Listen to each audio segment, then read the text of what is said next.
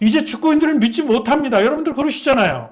신문선 꼴이에요. 여러분들 모여서 저 혼자 얘기하는 것이 아니라 목이 쉬고 힘들어도 대한민국 축구 변혁에 저는 앞장서겠습니다. 여러분들과 함께 하겠습니다. 제가 오늘 신문선의 꼴이에요. 방문해 주신 그 팬 여러분들에게 정리를 해드리겠습니다. 월드컵 본선을 가는 길에 지금 한국 축구는 있습니다. 오늘 경기에서 경기 중에도 얘기했지만 오영규 선수가 들어왔을 때는 대표팀은 어떠한 준비를 하고 있었는지에 대한 그런 아쉬움. 그리고 3백을 가동하면서 중앙 쪽에 수비를 하나 둬서 3명을 뒀고 좌우측 윙백 역할하는 풀백들이 2명이 가사를 해서 5명. 또 수비형 미드필더를 보았던 백승호 선수를 포함해서 미드필더들이 내려와서 숫자가 10명, 어떤 때는 손흥민까지 내려와서 11명이 됐는데 그런데도 슈팅 숫자를 허용한 것이 엄청 많았잖아요. 지금 숫자 놀이를 하는 것이 축구입니다만 숫자 놀이가 문제가 아니라 숫자가 많았을 때 맨마킹은 어떻게 할 것인지, 축구의 원리는 무엇인지, 수비의 원칙은 뭔지 뭐 이런 것을 생각해야 하는 이런 시간이었다고 생각을 합니다.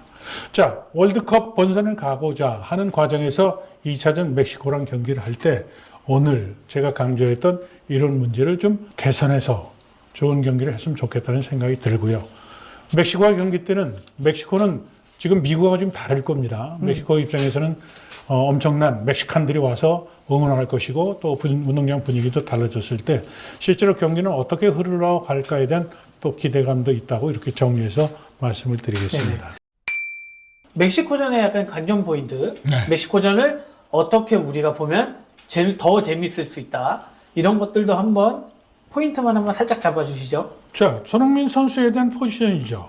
멕시코와 경기 때도 완톱을 놓을 것인가? 그럼 본선에 가서도 손흥민은 완톱을 놓겠다는 얘기인가요?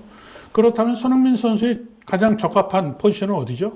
윙어잖아요. 그렇죠. 그럼 손흥민 선수를 윙어를 놓고 스트라이커를 오영규 선수를 포함을 해서 다른 패턴의 경기를 갖고 이기고 지는 게 문제가 아닙니다.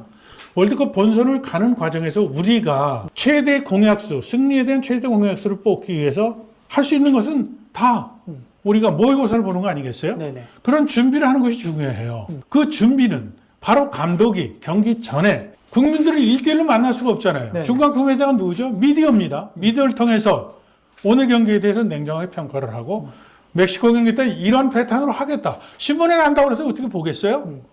그런 거를 하는 겁니다. 그것이 바로 감독의 역할은 비전, 그리고 공유하고 그거에 대해서 잘 됐을 때는 거기에 대한 설명, 안 됐을 때는 거기에 대한 분석이 뒤따라가는 거죠. 그것이 바로 감독이 될 역할입니다. 선수 주장 문제를 갖고 얘기하는 것이 그것은 제가 아까도 얘기했지만 실언으로 얘기하는 거예요. 감독이 될 역할은 뭐냐? 감독이 될 역할은 월드컵 본선까지 가는데 비전을 선포하는 겁니다. 히딩크 감독 얘기를 더 하겠습니다. 히딩크 감독이 체코한테 5대0으로 져서 5대0이라는 별명을 얻었습니다. 그 당시에 제가 중계를 하고 정부의 고위 관리자가 저를 만나자고 해서 그때 히딩크 감독 경질론을 얘기를 했었어요. 근데 제가 그때 뭐라고 디펜스를 했느냐. 히딩크는 하루하루 1%씩을 개선을 시키겠다고 얘기를 했습니다.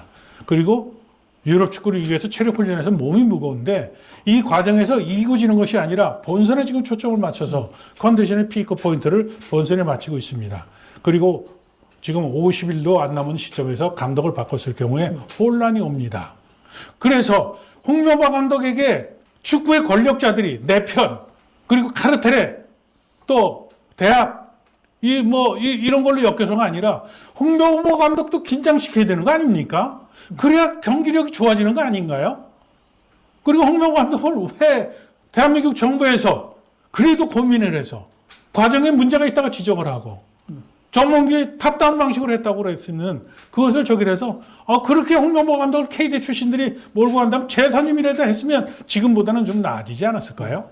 홍명보 감독을 제가 흔들고 때리는 것이 아니라 전력강화위원회 위원장이 축구계 후배입니다. 홍명보 감독보다. 전력강화위원회는 감독만 뽑으면 끝나는 게 아닙니다. 감독을 견제를 해야 됩니다. 제가 새파랗게 젊을 때 축구협회 이사 시절에 기술위원이었습니다. 저보다 한참 상인 대선배들이 대표팀 감독을 할 때 선수 선발 명단을 갖고 오면 저는 데이터를 갖고 따졌습니다. 이 선수가 출전율이 적은데요. 이 선수를 어떻게 대표 선수를 뽑습니까? 지금 특정 선수 제가 이름은 얘기 안 하겠습니다. 지금 선수 선발에 공정성이 없다고 그러는데 그러면 포항제철의 국내 선수로서 11골을 터뜨린 선수와 일본 J리그에서 2골밖에 넣지 못하고 출전 시간이 적은 선수와 누구를 뽑아야 됩니까? 라고 홍명보 감독에서 얘기를 하고 전력강화위원회에서 얘기를 해야죠. 그래야 공정성이 확보가 되고 축구가 건강해지는 겁니다. 축구가 배가 시끄러우면, 아내가 시끄러우면 그러면 축구가 건강해지는 거거든요. 전부 다 거수기들만 있고, 그죠? 제가 신문선의 꼬리에 해야 될 역할은 바로 축구협회, 선수, 전력강화위원회에서 해야 될 얘기를 지금 제가 하는 겁니다. 여러분들이 스피커가 돼서 대한민국 축구가 건강하게 해주는데 여러분들이 함께 하시죠. 그래서 제가 유튜브를 방송을 하는 겁니다. 자, 이제 정말 마지막 질문입니다. 문득 이제 아마 많은 분들이 생각하실 거예요. 손흥민의 주 포지션은 대부분 이제 사이드 윙어의 역할이 더 많았었는데 네. 오늘 손흥민이 스트라이커의 역할을 했었다. 네. 거기에 대한 점수 어떻게 좀 더 한국 축구의 긍정적인 부분인지 또는 손흥민이 제 역할을 못했는지에 대한 부분도 한번 말씀 주시죠. 골과 한 개의 어시스트를 기록했어요. 제가 감독이라면 손흥민 선수 오늘 풀타임 뛰게 했을 겁니다. 그러니까 저도 약간 그죠? 그런 생각이거든요. 왜 그러죠? 자, 손흥민 선수의 지금 체크 포인트는 뭐죠? 월드컵 예선전에서 부상당한 후유증이 있었잖아요. 그리고 완톱으로 넣었을 때는 여러 가지 의미를 부여하는 겁니다. 윙어는 수비 때도 많이 내려와야 되잖아요. 그리고 토트넘 때는 수비 가담도 굉장히 많았잖아요. 그리고 후반전 가면 손흥민 선수 괴로울 수도 있었어요. 근데 완톱으로 넣는 것은 좀 뛰는 것이 수비에 그렇죠. 체싱한다고 그러는데 그거에 대한 빈도가 줄어드니까 그렇다면 손흥민 선수의 컨디션에 대해서 체력적인 지수를 보기 위해서 풀타임을 놔뒀으면 어땠을까 이런 생각이 들거든요. 그래서 오늘 경기에서는 손흥민 선수가 최고의 선수였다 이렇게 저는 평가를 그러면 합니다. 만약 오늘의 네. 손흥민의 스트라이커 포지션 네. 멕시코 또는 월드컵 본선 가면 손흥민의 역할 충분히 할 수 있을까요?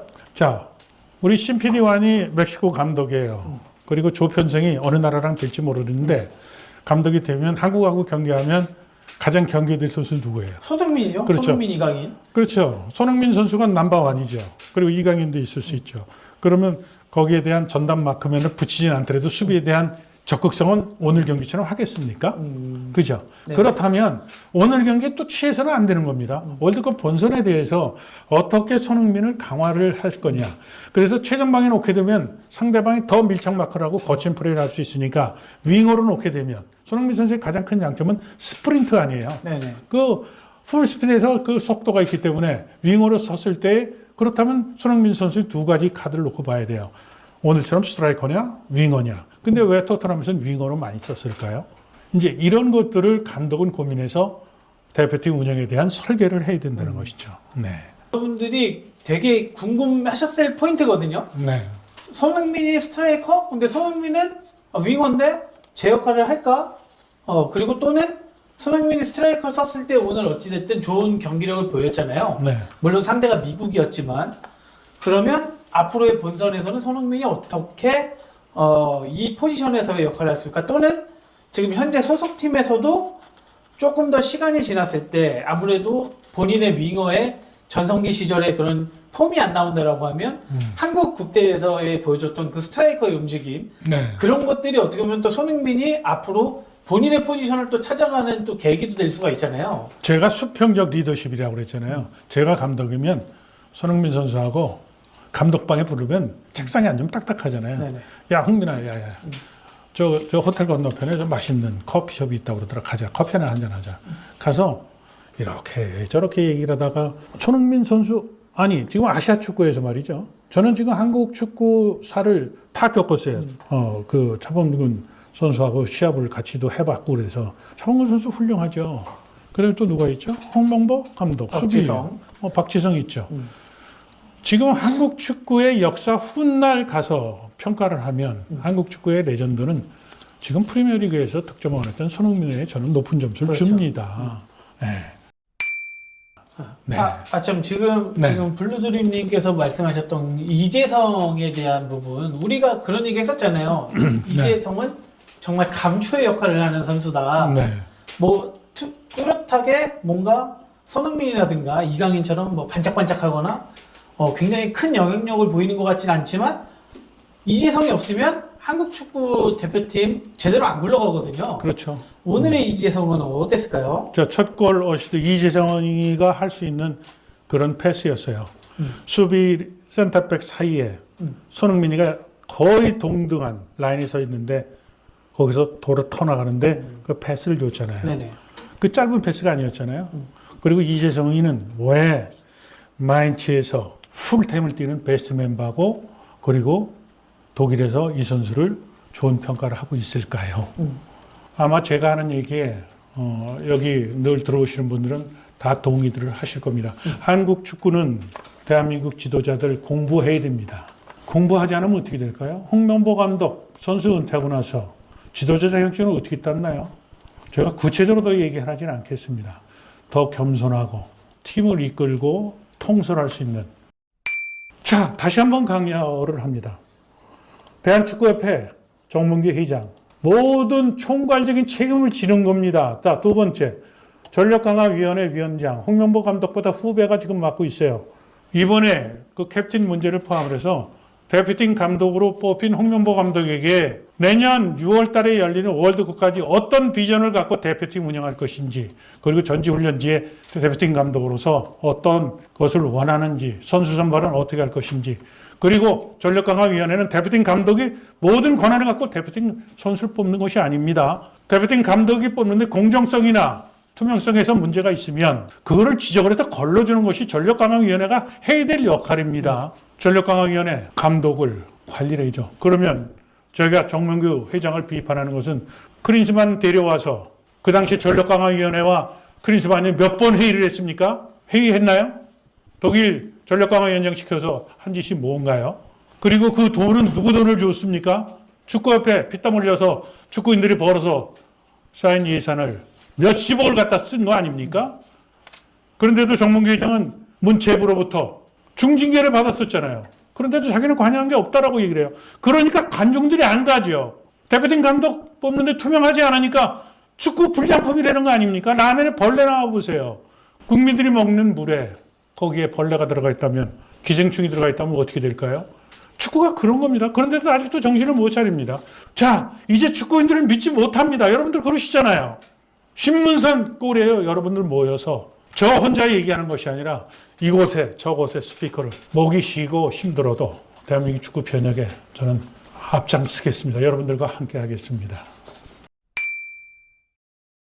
멕시코 경기 때도 오늘처럼 경기 결과에 휩쓸리지 않고 세세한 월드컵 본선이라는 타겟을 놓고 대한민국 축구가 가야 될 방향에 대해서 여러분들과 논하도록 하는 방송을 준비를 하겠습니다. 자, 저희는 멕시코, 대한민국 다시 수요일날 오전에 여러분들과 함께 뵙는 걸로 하고, 마지막으로 여러분들 아직 좋아요, 구독 또는 하이프 안 눌러주신 분들 있으신다라고 하면 저희와 함께 해주시면 감사할 것 같습니다. 또 멕시코 경기 때는 어떤 내용으로 또 경기 운영을 할지 신문선과 함께 하시죠.